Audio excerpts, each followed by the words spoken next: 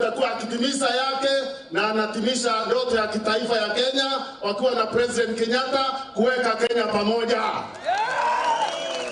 Na kwa sababu sisi tumezungumza mengi kabla afike, hakuna haja, najua anaenda kwingine.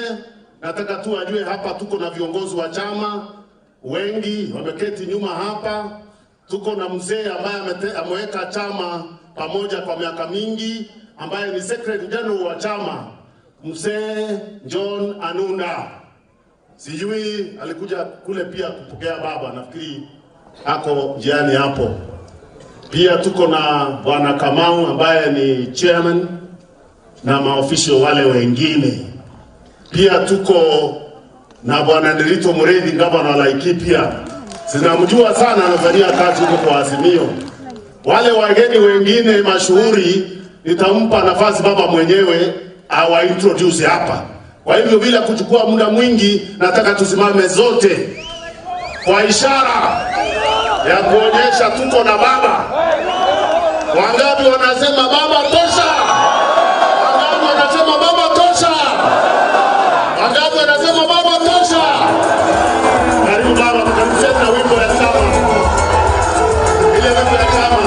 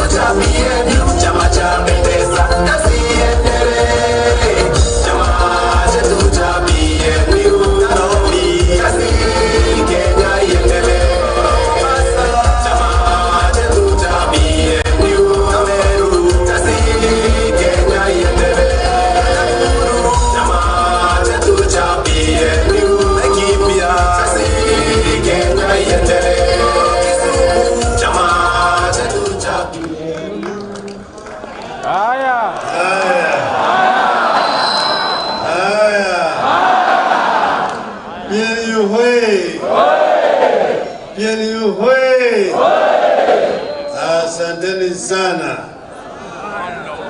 Tuna furaha kufika hapa kujiunga na chama cha PNU. Kabla sijasema machache, niko hapa na viongozi wengine, nataka waje hapa waseme chap chap chap. Kwanza niko hapa na mzee hapa Nairobi, naenda kaa ngumu. Fred Gumo.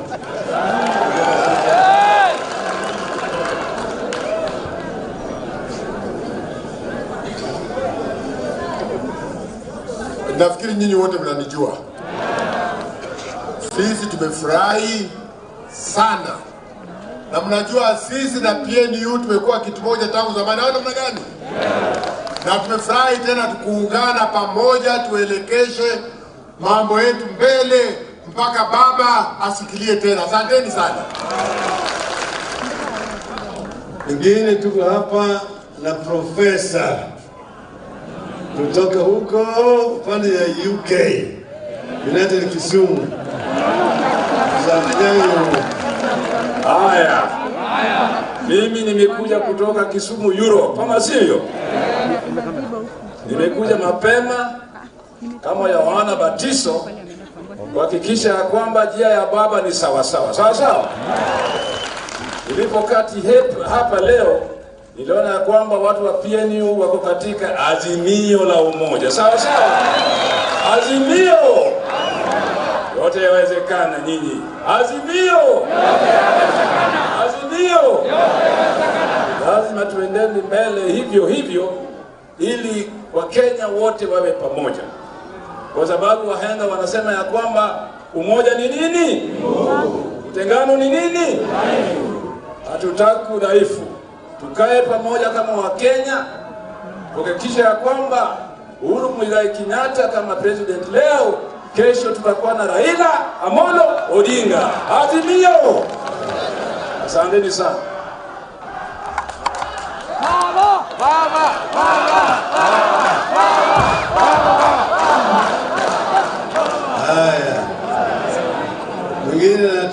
kutoka upande wa Mlima Kenya Mashariki huko Mpuru Aburi.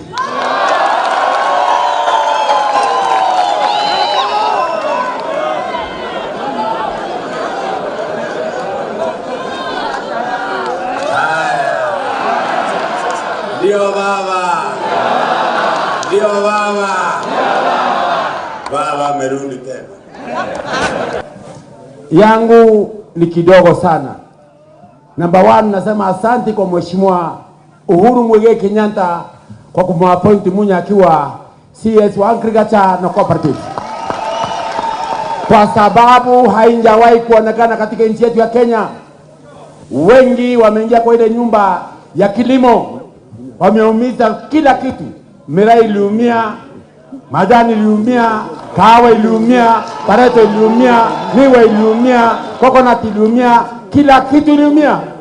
Wakati Munya ameingia kwa kipindi ya mwaka moja na nusu, watu wa nchi yetu ya Kenya, watu wa mayanchai pesa mfukoni, watu wa kahawa pesa mfukoni, watu wa mchele pesa mfukoni, watu wa uchura pesa mfukoni, watu wa samaki pesa mfukoni, watu wa nati pesa mfukoni. Na ndivyo sitapigia Uhuru Muigai Kenyatta makofi. Mpigeni makofi. Nikimalizia yangu ni kidogo sana kwa sababu sio siku yangu. Chama yangu inaitwa no. Kumbe mnajua. Mzee sikiza hiyo ndio sio tumepotea. Katika hapa mwera bwana. Ayue hii chama. Haya, kwanza mnajua chama yangu inaitwa no. Inaitwa no. Chama yetu mzee, chama yangu imeungana Bwana Peter Munya ambaye kuna tofauti ya PNU na NOPEU. NOPEU ni National Ordinary People Empowerment Union, na alama yake ni ngazi ya kupandisha mwananchi kawaida kutoka chini kwenda mpaka juu. Eti ya kwamba hii ni chama ya kuondoa wakoloni wa Afrika ngozi nyeusi, wale ambao wanafaa kuongezwa kakoto kwa tumbo na maji wasisikie njaa tena. Waiti ambaye tutaka kuondoa kupitia Mheshimiwa Uhuru Kenyatta wakiwa na Bwana Peter Munya na ambaye mtarajiwa wetu rais mpendwa Raila Amolo. Na kwa hivyo yangu ni kidogo ni kusema kwamba mwaka wa 2013 mpaka 2017 ile jamaa wetu na ambaye Munya anasema na ambaye hakuwa anajua kuna mama mboga na bonda na wilibaru. Na unajua mzee mwaka 1998 hii ni history. Lazima tuseme kwa sababu nilikuwa kwa ukombozi wa kupigania second liberation. Niko na baba yangu hapa nyuma yangu hapa ambaye ni ndugu yangu mkubwa. Ya kwamba mimi niliumizwa vya kutosha mpaka akanipatia ticket ya phone Kenya mwaka 1992 nikawa kansela wa Mikindori nikiumizwa. Eti ya kwamba Nyayo mwenyewe alikuja kule kwetu Tharaka. Alipokuja Tharaka akatengeneza kitu inaitwa mmonyoko wa udongo, soil erosion. Akatupatia wheelbarrow na mkokoteni ya kuvuta ile mmonyoko wa udongo. Wakati ule ukapita Kibaki alipochukua akaleta kompyuta. Uhuru alipochukua akaleta kompyuta, elimu ya bure, kila kitu ya bure. Kwa saizi yule jamaa yule ametuletea wheelbarrow na mkokoteni. Na kijana akivuta mkokoteni aweke hapa, anavuta siku 3 4. Mambo ya mama hawezi, watoto hawezi, kila kitu hawezi. Wakati umefika tumesema aturundi tena.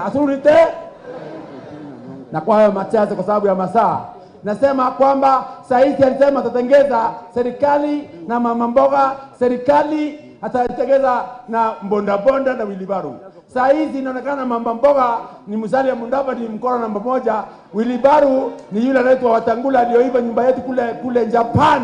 Ndio hawa mama mboga. Ndipo tutasema kwamba hawa ni wakora, na wakati umefika Bwana Raila Amolo Odinga wakiwa na deputy wake wasikane mkono waende pamoja. Na kwa haya masasa kwa sababu ni wakora hawa, mimi nikiwa naungana na ndugu yangu, chama yangu itakuwa chini ya ndugu yangu wakiwa na Bwana Peter Munya. Nikisema Harambee mnasema napewa kama mkono, Harambee napewa, hata akilia napewa, mwisho Kemoreri napewa, membe fazetu napewa, mwisho CDF napewa, mwisho Mozambique napewa, weka napewa hiyo. Tunatangaza NDC yetu na Bwana Munya atakuwa chief guest wakiwa na rais wetu mtarajiwa mpendwa. Next week itakuwa kwa Nopeu. Thank you so much, my God bless you. Asanteni sana, Mungu awabariki. Thank you. Hello. Huyo ni Mpura Aburi. Sasa niko na katibu yangu ya ODM. Yeye ataongea kwa niaba ya ODM. Dakika moja. Edwin Sifuna. Asante sana PNU. Asante sana Mheshimiwa Raila Odinga, rais wa 5 wa nchi yetu. Sisi ambao tulimaliza university wakati ambapo wewe na Mheshimiwa Kibaki mulikuwa katika vijana, hatutadanganyana hapa. So mimi vijana wamesema ni vizuri wamekuona umerudi kukaa na watu ya PNU. Ile mipango muliweka pamoja na Kibaki, tafadhali kama itawezekana urudishe bei ya unga vile muliwacha ikiwa na Kibaki. Hiyo tu. Bei ya unga irudi vile ilikuwa 2012. Bei ya mafuta irudi vile mulikuwa nayo na serikali ya Kibaki. Na pia baba, mimi nakumbuka tulikuwa tunanunua Tusker shilingi 70. Niseme nisiseme?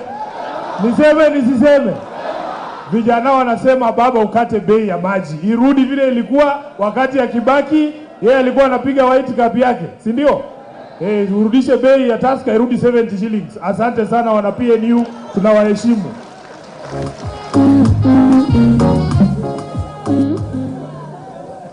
Sasa niko hapa na mama wenu hapa, Charity Kaluki Ngilu.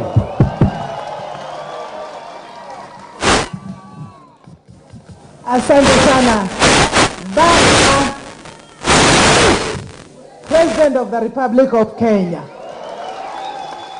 Baba, jana mimi nilishangaa nikiona watu wa mlima wote wakiwa Sagana. Na wakasema Baba Raila Amolo Odinga tosha. Mwaka wa 2002 tulikuwa kule Uhuru Park na watu wa mlima walikuwa wamejaa, na wewe mwenyewe ukasema Kibaki tosha. Jana niliona Kenya ikisema hivyo tu. Tulisema tukurudishia mkono, uende huko Ikulu uongoze Kenya, uturudishie Kenya pali tuliachwa na yule baba Kibaki. Na ndio PNU wamekutana hapa na wana wakuulize hivyo. Ni hivyo? Hiyo ndio tunataka. Baba, umesema mimi mama. Iko mambo mengi sana baba wanaweza kukosa kujua. Ni hivyo si hivyo? Lakini mama sisi tunajua. Na kitu kimoja baba, tunataka ukiingia State House mwaka huu, mwezi wa 8 tarehe 9, tafadhali ni ufikirie mambo ya kazi ya vijana wa Kenya. Kazi. Na sisi tutakusaidia. Wewe tumekuambia wewe ni engineer. Re-engineer the economy of this country. Re-engineer manufacturing, viwanda, vijana waingie kazi. Re-engineer maisha ambayo itasaidia watoto vijana wetu. Baba, how on earth in Kenya do you expect a young man, young woman, yule amesomeshwa na elimu ya bure ile tulianza mwaka wa 2002 ukiwa wewe pamoja na Kibaki na wale wengine wote, tukasema elimu ni ya bure. Watoto wetu wamesoma mpaka university. Ukimaliza university unaenda kuambiwa na mtu ambao hata hana fikiria vizuri, ati beba wheelbarrow, kazi ni kazi. Na umesoma university kweli, ukiwa utaendesha wheelbarrow unataka kwenda university? University ni ya nini ikiwa ni wheelbarrow? Yaani huyu mkora kabisa. Mkora unaitwa Ruto.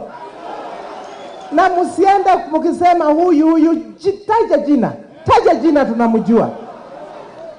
Au mnaogopa kumtaja? Mtamtaja? Mnajua hii nchi yetu iliharibiwa na mtu mmoja tu, huyo mkora. Unamjua? Muko tayari? Muko tayari? Muko tayari kurudisha nchi yetu pahali iliachwa? President Uhuru Kenyatta, I say poor young man, alimwambia ngoja tulete Kenya pahali tuache, hata mimi naweza kukuachia hii kitu. Mnafikiria Uhuru Muigai Kenyatta anaweza kuacha nchi kwa mkora kama huyu amalize nchi yetu? Sisi tutakuwa tukilala wapi? Tutakuwa watoto wetu wakiwa wapi? Kazi ile imefanywa kwa agriculture.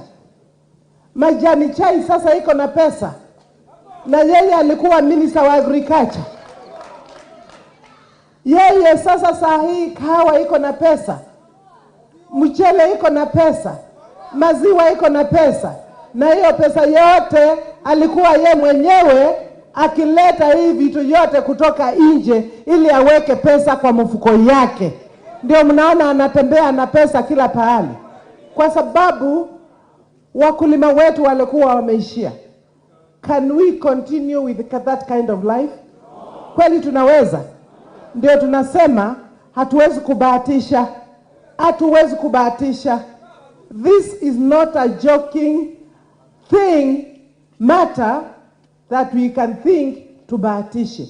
Huyu mtu, na isitoshe hiyo, mimi nilikuwa Minister of Lands, na for the first time nilituma 1.5 million title deeds, lakini ye mwenyewe akaanza kunyakua title deed ya watoto wa shule wa Langata Primary School.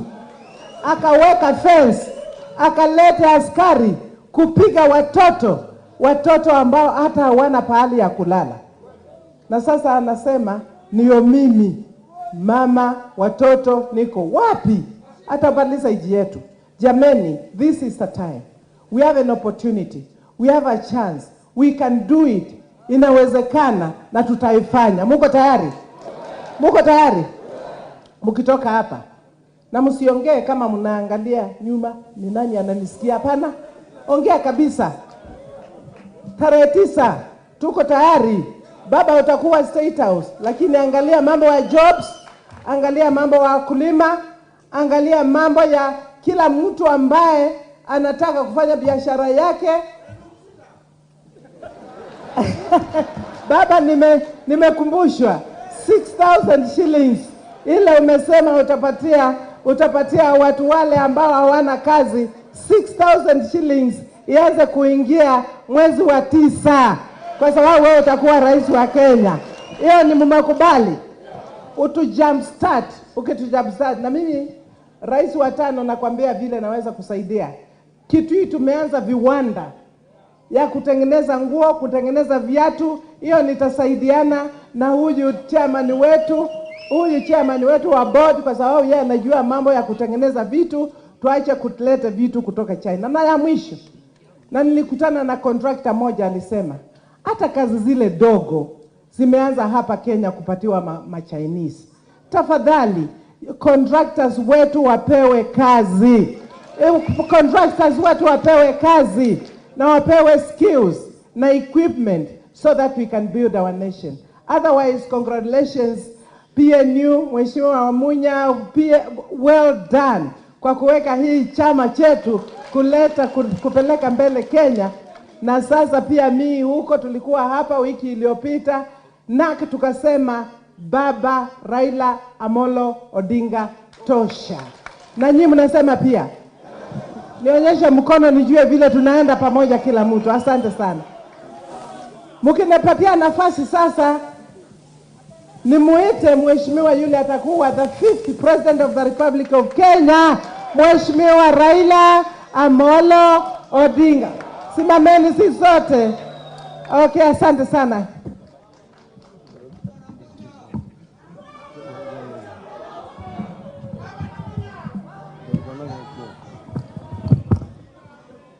Haya, asanteni sana, mwaweza kuketi. Mimi nina furaha vile nimesema kufika hapa siku ya leo kwa mkutano wa chama cha PNU. I've got very fond memories of this party, the party of our most transformative president, my grand coalition partner, Mwai Kibaki. Vile hapa mko vile marafiki yangu, Bwana Munya huyu rafiki yangu sana sana.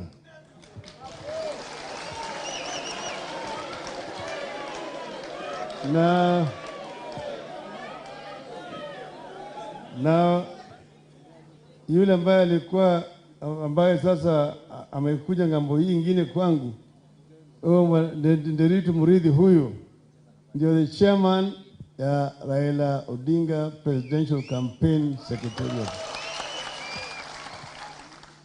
Sasa watu wawili walinialika nije nionana na madelegates ya PNU ana kwa ana, na nimekuja. Niko na maneno machache nimeweka, nataka nimsikie kwa Kimombo alafu nitaongea vile vile kwa Kiswahili. That you are willing to work together with ODM and Jubilee, among other parties aligned to Azimio la Umoja, confirm the journey of reconciliation and forgiveness going on in the country. Fierce competitors of the past are becoming partners for Kenya. I urge this party to continue the legacy of service, transformation, and humility that Mwai Kibaki brought to this nation and helped to transform the country. Today, Kenya, like many nations, faces numerous challenges. Our economy is not strong enough to care for our people. Our youth are out of jobs. Our elderly are not adequately taken care of in retirement. Our agriculture is unable to feed our people and earn us adequate foreign exchange. Our education and learning institutions are experiencing serious challenges. We have a lot to do in areas like manufacturing, infrastructure, healthcare, and information technology to create wealth and employment. Virtually all Kenyans are caught in a feeling that however hard they try, they just can't make ends meet.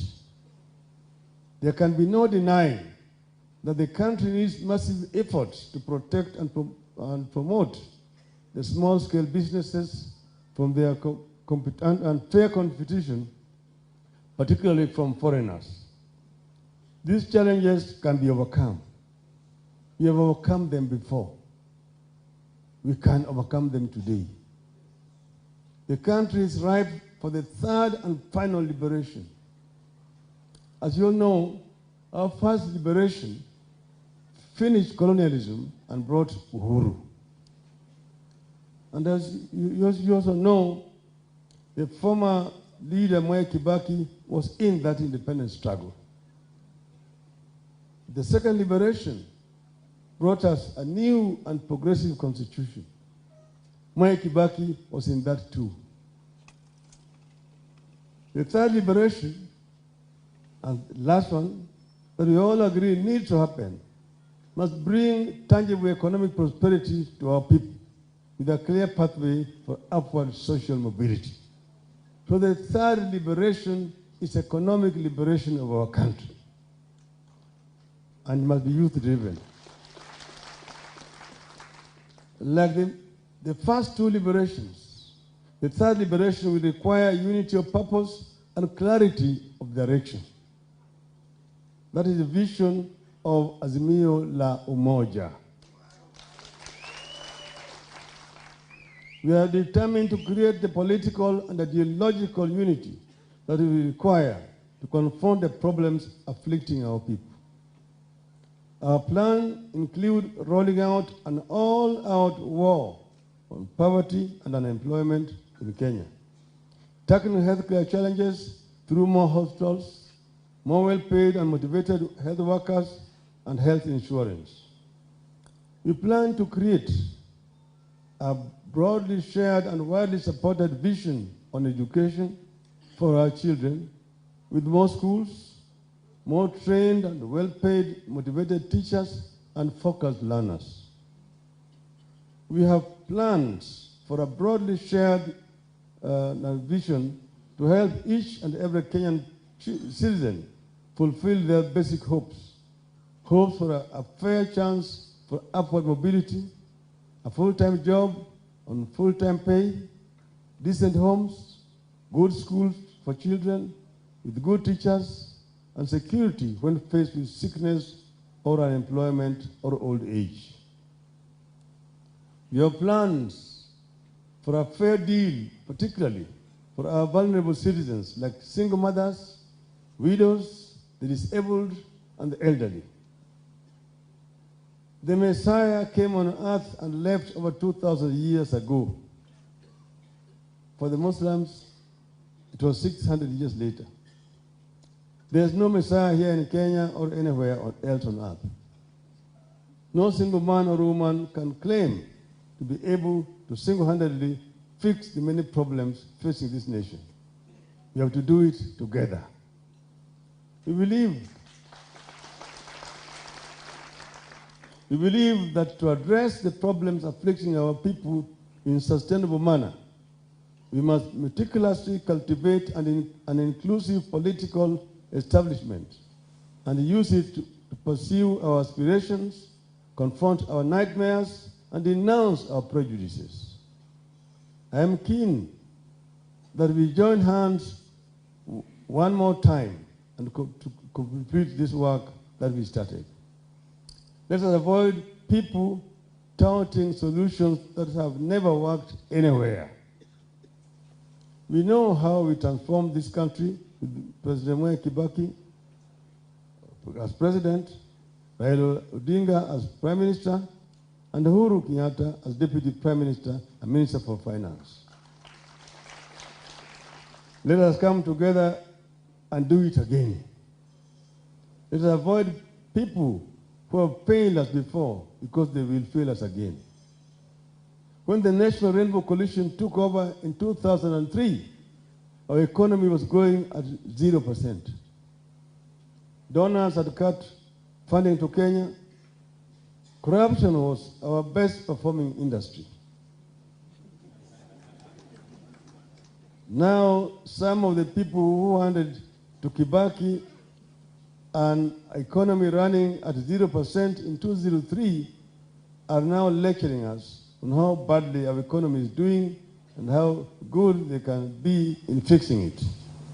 That debt is too high. It is a shame. It is a lie.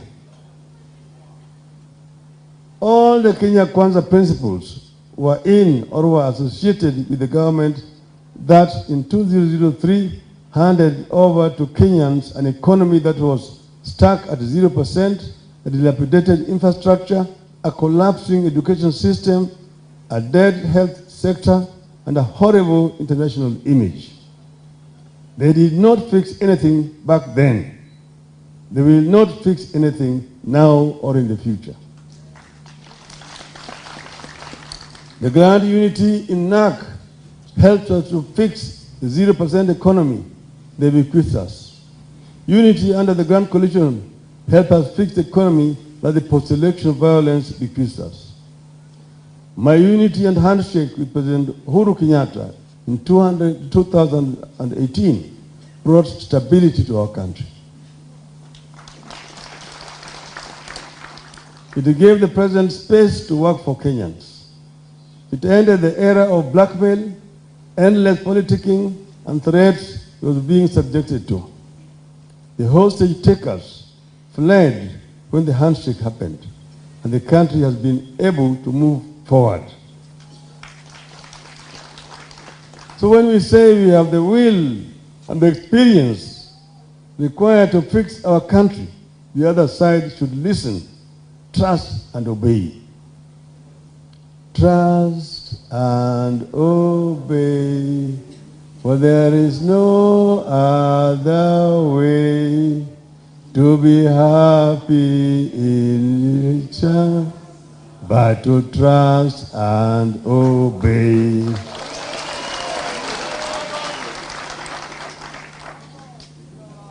Mimi nimekuja kama rafiki. Nataka kuambia nyinyi ya kwamba sisi kama Wakenya tunaweza. Tukishikana pamoja tutaweza kushindana na yale maadui wetu. Walipokuwa wanapigana uhuru, walisema nataka mzungu aondoke, Mwafrika ashike hatamu ya utawala, tupambane na maadui wetu matatu makubwa: ugonjwa, ujinga na umaskini. Miaka ni 58 tangu wakati ule, wale maadui bado wamo, wengine wamepata nguvu zaidi, mpaka tubadilishe mtindo. Tusipofanya hivyo, miaka 50 zijazo tutakuwa bado tuko hapa hapa. Kenya inacheza katika ligi ya 3 kwa upande ya maendeleo. Inacheza kwenye Super League kwa upande ya ufisadi.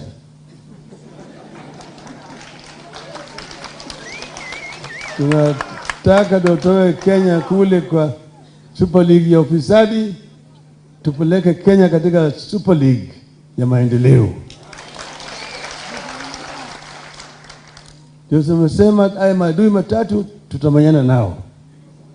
Kwa upande ya ujinga, tumesema kila mtoto ambaye amezaliwa kwa taifa letu, hata kama wazazi hawana pesa, atapata fursa sawa ya elimu kuanzia nursery, primary, secondary, tertiary mpaka chuo kikuu. Na akimaliza mafunzo atapata kazi ya maana ambayo inawezesha yeye kubadilisha hali yake ya kimaisha akipata pesa. Sio kazi ya kusukuma wheelbarrow. Ati kazi ni kazi. Vile tunasema wale ambao wanataka kuanzisha biashara yao watapata fursa ya kuanzisha biashara yao. Wanaweza kupata mkopo kutoka kwa hazina ya serikali na walipi chochote mpaka baada ya miaka 7. Ili badala ya kuwa waajiriwa watakuwa waajiri. Hiyo ndio italeta pesa mfukoni ya watu wetu. Tumesema tutajenga viwanda ili wakulima wetu baada ya kufanya kazi kwa nguvu wakipata haki yao kwa jasho yao, lakini watapata pesa mingi zaidi. Badala ya ku-export raw materials, tuta-export processed products. Kilimo tutatransform, na hili ambayo umeona ameanza kutransform kilimo kabisa kwa taifa letu sio mwingine ila kiongozi wenu Bwana Monya huyo.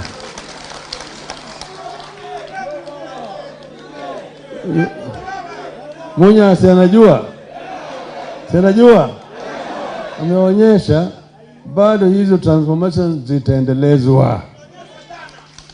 Tutajenga maviwanda katika kila county, tufanye value addition.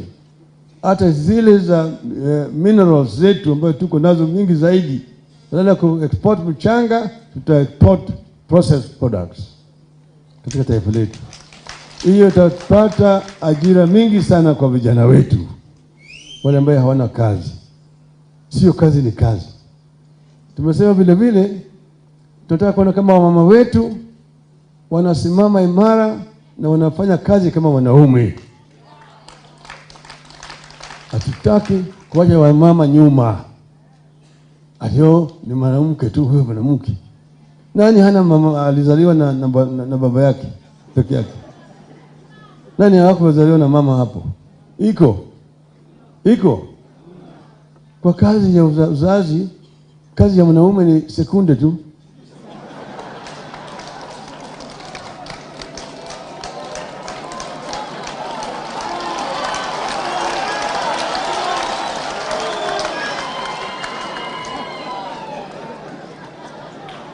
Anayebaki akihangaika ni mama. Miezi 9 anahangaika, mazingine kichwa na muuma, sangine tumbo, anatapika nini, sahili ya kuzaa sasa ndio utungu.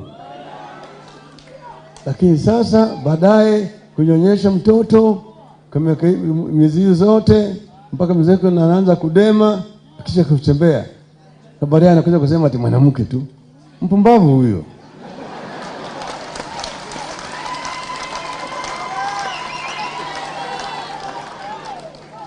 So, pale nimetoka katika mkutano mwingine, mama mmoja aliongea na sisi pale, akasema mama utasimama kwa viti. Akasema tuwezi kupigwa usiku na tunapigwa mchana. Sema na waume. Sasa inataka kwa mama wetu wainuliwe. Kuna category special ya akina mama, wale ya mama ambao ni single parent. Yeye ndio baba, tena ni mama. Moja ni mjane, bwana yake alifariki.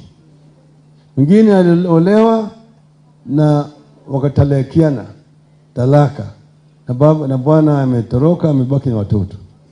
Yeye ni baba, yeye ni mama. Mwingine alidanganywa na kijana, na kupenda sana, nitakuoa, lakini tuendelee kufanya kazi. Baadaye mtoto kutoka huko, kijana ametoroka. Sasa hawa mama wanapata shida mingi zaidi, na watoto hawa vile vile wanapata shida kwa upande wa elimu na kadhalika.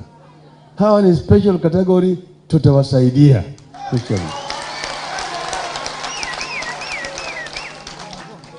Sasa hiyo nini? Alafu kuna group ingine ambaye ni maskini, sio maskini, wafukara, hoi hai au hawindi, hawana mapato yoyote, sio kwa kupenda kwao, lakini kwa hali ya maisha. Wengine wanaishi huko Risabuni, mvua imekosekana, mimea imenyauka, hakuna chakula. Wengine wanakuwa mfugaji, kwa sababu hiyo ukosefu ya maji na mbuga, wanyama wanakufa, watoto wanalala na njaa. Wengine hiyo inaitwa rural poor. Wengine urban poor, alikuja mjini kutafuta kazi, amehangaika hajapata kazi. Mwingine alikuwa anafanya kazi lakini amefutwa kazi. Mwingine ile kampuni alikuwa anafanya kazi imefilisika, hata pesa ya kodi ya nyumba hana, watoto wanalala na njaa. Chini ya katiba yetu mpya hatakani mtoto yote alale na njaa. Katika nchi zingine kama kule Marekani, kule Ulaya, huko Brazili, kule Egypt, India, hata hapo kwetu Namibia, iko kitu inaitwa Social Protection Fund. Iko imewekwa kusaidia hao watu. Kwa hivyo sisi tutaweka Social Protection Fund ambayo tutatumia kusaidia hao watu. Nimesema kuanzia mwaka ujao hawa jamii, kila jamii hiyo watapata kutoka kwa serikali kila mwezi shilingi 6,000.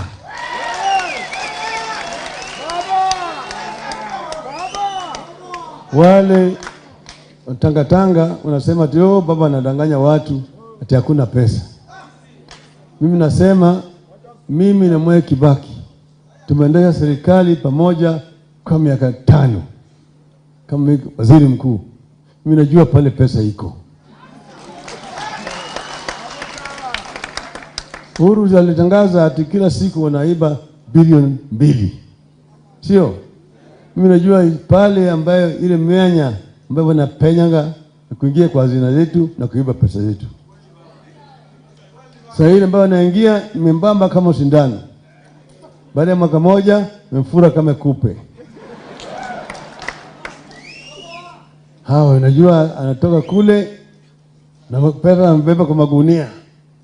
Ati anataka kufanya harambee kwa kundi ya vijana. Ameenda huku milioni 5. Kundi ya kina mama milioni 5. Gari ya shule milioni 10. Anaingia kwa kanisa. Kiingia kwa kanisa yeye sasa ni Mkristo kushinda kasisi hata askofu.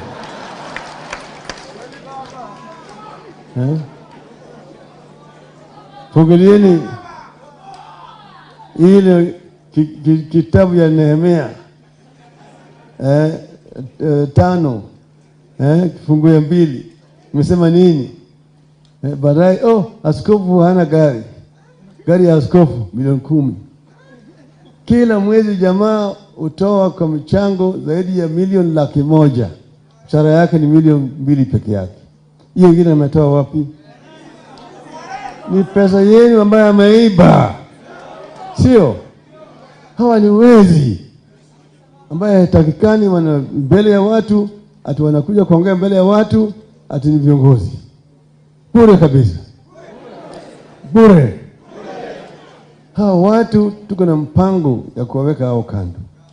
Sisi tunataka kuendeleza nchi yetu, na hakika tunaweza kama Wakenya. Wakenya tuna sababu, sio? Wakenya tuna nia. Wakenya tuna uwezo ya kubadilisha taifa letu. Kutoa Kenya kwenye hali ya nchi fukara, tupeleke Kenya kwenye nchi ambayo imeendelea. Tunaweza.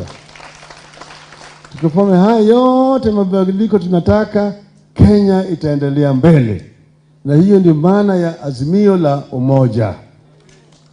Kwa hivyo kesho kutwa tutaunda azimio la umoja pamoja.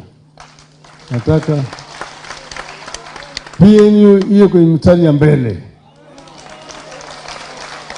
Mtaunga mkono? Tuunga mkono? Jubilee atakuwa pale, ODM atakuwa pale na vyama vingine. Sawa sawa? Tutatembea pamoja. Mko tayari? Mko tayari? Hata sisi tuko tayari. Asanteni sana, Mungu awabariki.